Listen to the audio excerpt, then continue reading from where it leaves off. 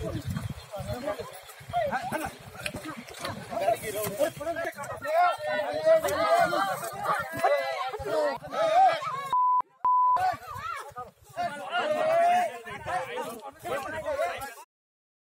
Free style मारहाण केली आहे भाजपच्या एका नेत्यानं।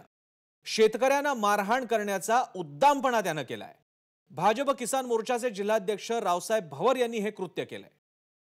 एकीकडे भाजपच्या कार्यकारिणीची बैठक होत असताना दुसरीकडे भाजपच्या नेत्याने शेतकरी कुटुंबाला जबर मारहाण केली।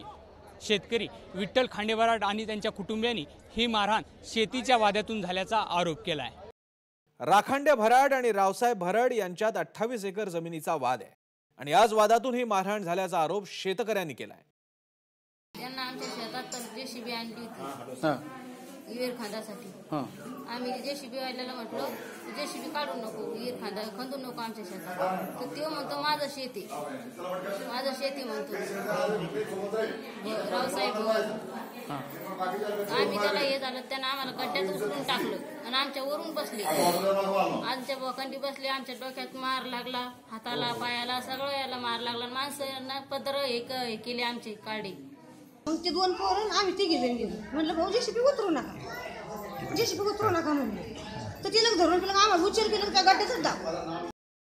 मात्र उलट आपल्यावरच शेतकऱ्यांनी हल्ला केला असा आरोप रावसाहेब भवर यांनी केलाय। पोकलँड मशीनने विहीर खोदण्यासाठी मी मशीन घेऊन आलो असता खांडे भराड कुटुंबाने माझ्यावर आज अटॅक केलेला आहे।